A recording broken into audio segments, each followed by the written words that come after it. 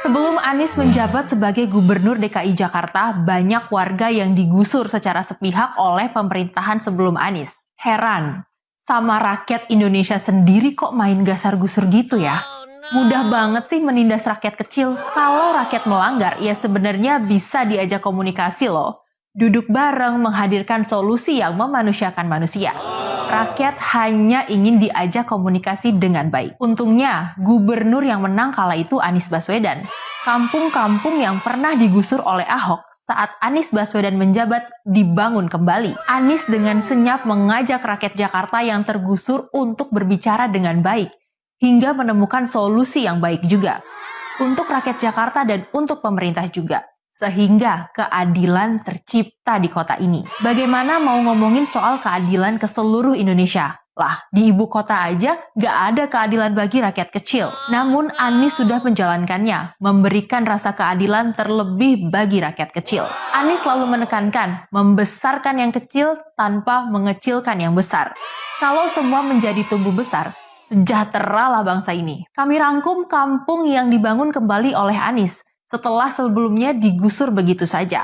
Pertama, ada Kampung Susun Akuarium yang kini sudah berdiri 4 tower.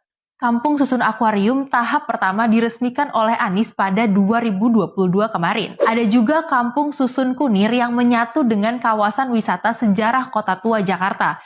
Juga sudah dibangun dan ditempati oleh warga. Ada juga Kampung Susun X Bukit Duri yang juga dibangun oleh Anies di lokasi yang baru setelah sebelumnya digusur. Namun masih tersisa Kampung Susun Bayam di sebelah Jakarta International Stadium yang sudah diresmikan oleh Anies di akhir masa jabatannya. Namun hingga kini warganya belum bisa menghuni kampung tersebut.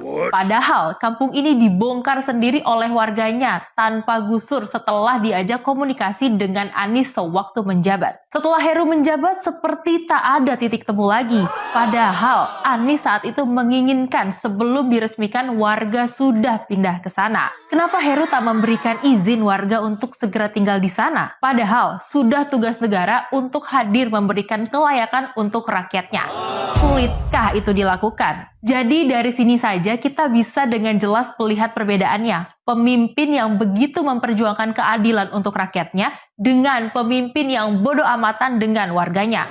Padahal papan adalah salah satu kebutuhan paling dasar manusia. Tak bisakah negara ini memberikannya? Padahal itu janji kemerdekaan kita. Tentu setelah Anies tidak menjabat, dia tak punya kuasa untuk itu semua. Namun perjuangan Anies untuk mewujudkan keadilan itu jelas sudah terbukti nyata.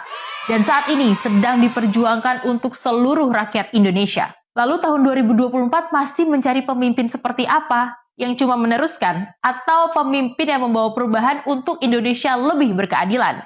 Jika itu maunya, sudah pasti Anieslah jawabannya. Bersama Anies, Indonesia lebih maju, Indonesia lebih adil. Maka dari itu Centerian, mohon doakan supaya Allah Subhanahu wa Ta'ala, Tuhan Yang Maha Esa, agar menjadikan Anies Baswedan sebagai Presiden Indonesia ke-8. Amin.